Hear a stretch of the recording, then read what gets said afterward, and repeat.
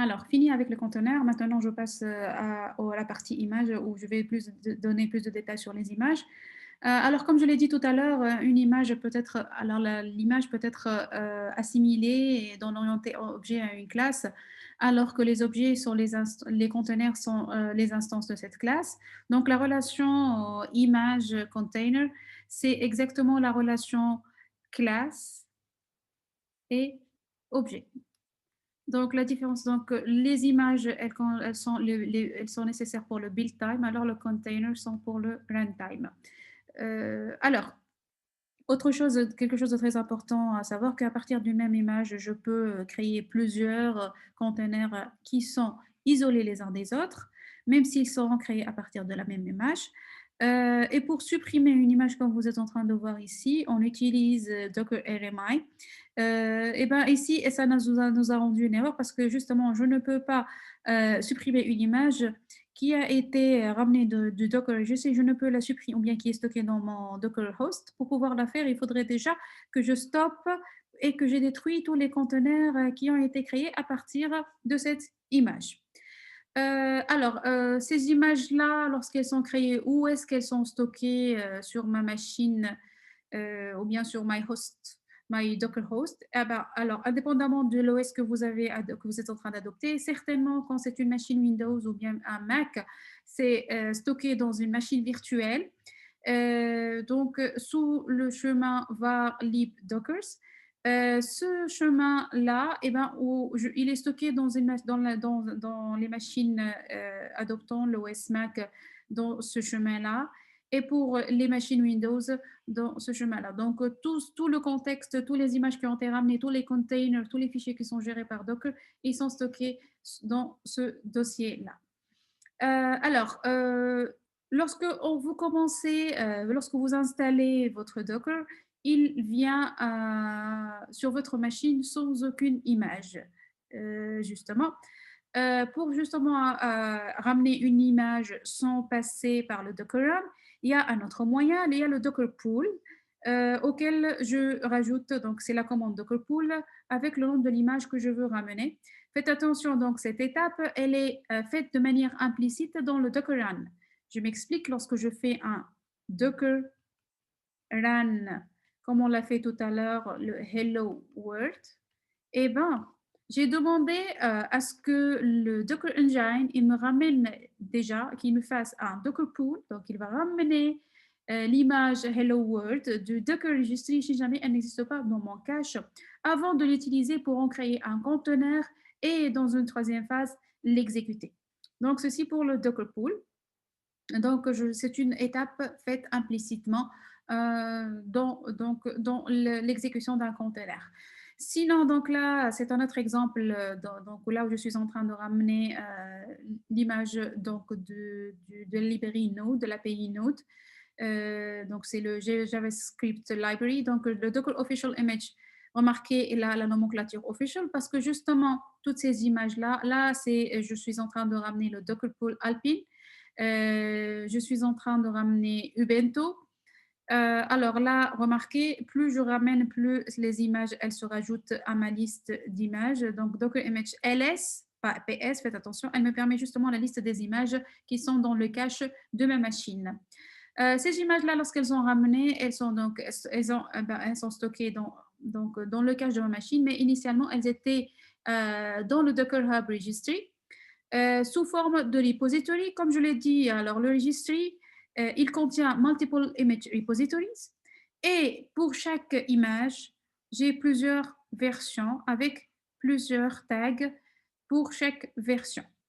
Alors, il faut dire qu'il y a 4 types de repositories que je peux avoir dans Docker Hub. Il y a les Docker Certified, Docker Verified, les Official et les Unofficial. Alors, les Certified, ce sont des images qui ont été testées, qui peuvent être utilisées dans Docker Enterprise, qui est la version payante de Docker. Les Verified Publishers, c'est des images qui ont été vérifiées par des entités commerciales. Et les images officielles sont gratuites, donc c'est pour les images open source telles que pour les OS tels que Ubuntu, Alpine, etc. Et il y a les images unofficielles, c'est comme les images que nous on crée. D'accord? Dans leur stockage eh ben, Docker, il a opté pour deux, mais pour, en fin de compte, un espace de stockage différent. Les images qui sont official sont stockées dans le top level namespace. Donc, remarquez déjà, ceci indique qu'on est dans le top level namespace. C'est les adresses des repositories de Nginx et de BusyBox. Alors que les images qu'on va créer nous-mêmes, par exemple, comme les images que moi j'ai créées à titre d'exemple dans ce cours-là, eh ben, elles sont stockées dans un secondary ou bien second level namespace. Donc, c'est pour ça que c'est précédé par mon nom et par la suite par le nom des repositories pour garantir l'unicité de mon repository. Alors, je dis bien, alors lorsque je fais un pull, je peux le faire avec seulement le nom. Et dans ce cas-là, il va me ramener donc normalement la version avec le tag latest ou bien c'est la toute dernière version d'image parce que je n'ai pas indiqué justement quelle version je souhaite, et donc il me donne la toute dernière version.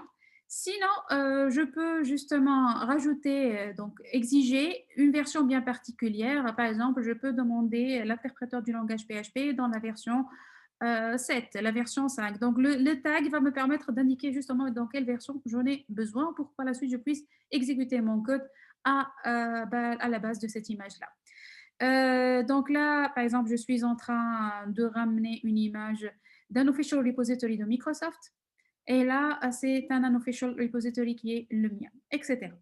Alors, qu'est-ce que je pourrais donc pour la nomenclature des images, donc remarquez qu'il faut faire attention que lorsque je fais un pull d'une image unofficial, donc il suffit pas de donner donc il faut donner le repository et dans le repository vous allez trouver le compte, votre ID dans le Docker Hub, suivi du nom de l'image.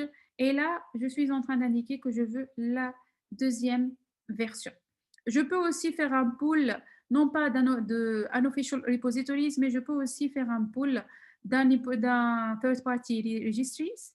Comme par exemple, là, je suis en train de faire un pull d'un repository donc, dans mon image stocké chez Google, par exemple. D'accord? Donc, remarquez que donc, je dois rajouter le nom du registre. Sinon, remarquez, donc, je peux avoir sur ma machine, donc je peux faire plusieurs opérations de pool et je peux ramener la même image mais en plusieurs versions. Et pour ce faire, je peux donc à chaque fois donner une tag différente. Sinon, si je veux qu'il me ramène toutes les versions d'une image, donc tous les repositories avec les différentes versions, je fais le pull avec le tiré du 6A. Donc, dans ce cas-là, remarquez, il me ramène donc toutes les versions de mon image. Alors, il faut faire attention. Donc, je peux aussi parfois, dans l'output des images. Donc, alors parfois, quand je fais Docker Image LS, il va me lister toutes les images. Je peux par exemple faire un listing par rapport à la taille. Dans ce cas-là, j'utilise ce genre de filtre.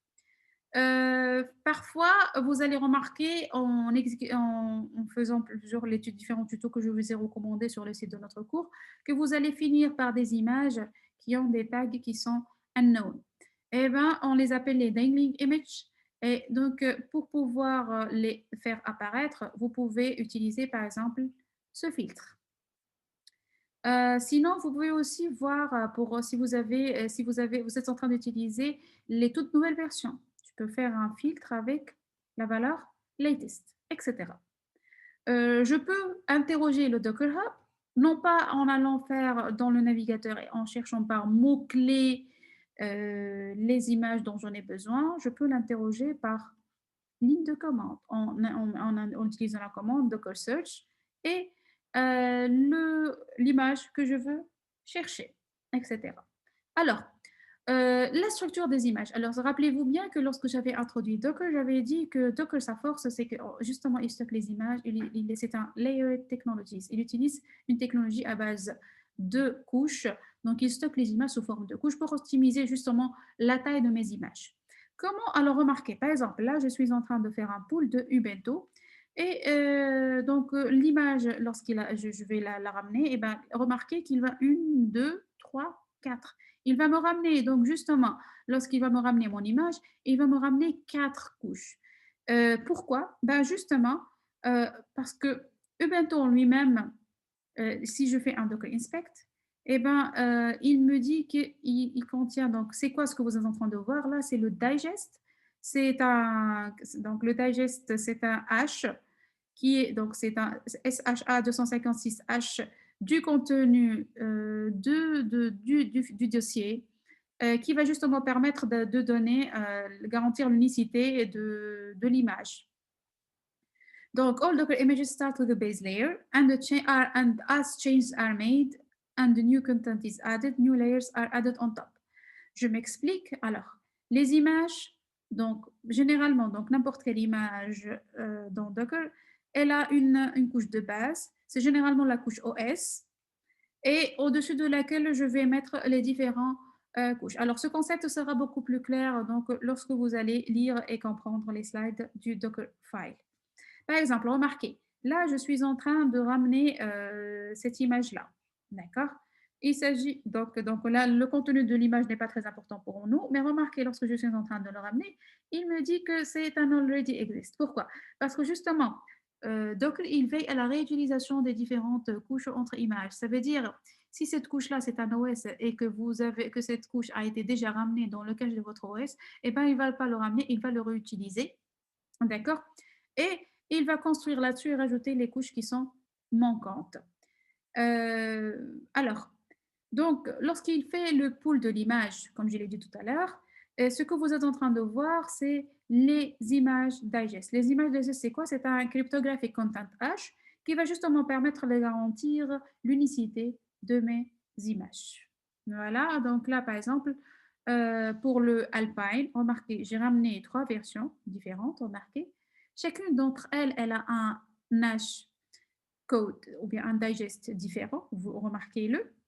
Elles ont le même nom, elles ont des dates différentes et surtout elles ont un digest différent. Justement, ce digest différent permet justement comment dire, à Docker de dire que de créer des couches communes entre les différentes versions et des couches différentes, donc juste pour justement identifier la différence d'une version à une autre.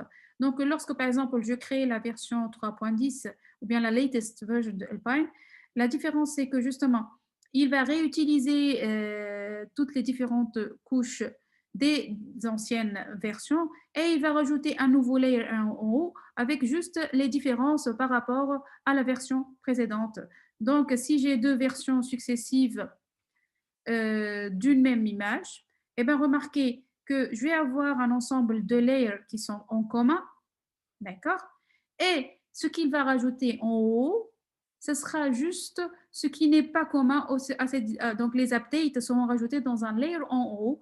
Donc, c'est une manière d'optimiser le stockage des images, aussi bien dans votre machine ou bien dans le Docker Registry.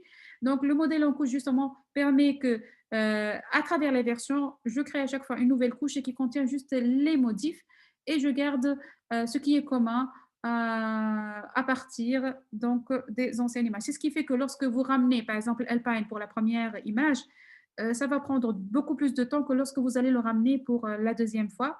Parce que pour la deuxième fois, il va réaliser qu'entre la version 3.5 et 3.10, il y a plusieurs couches qui sont existantes. Donc, il ne va pas les ramener à votre machine et il va se contenter de ramener la couche qui est modifiée ou bien le layer qui est différent entre les deux versions.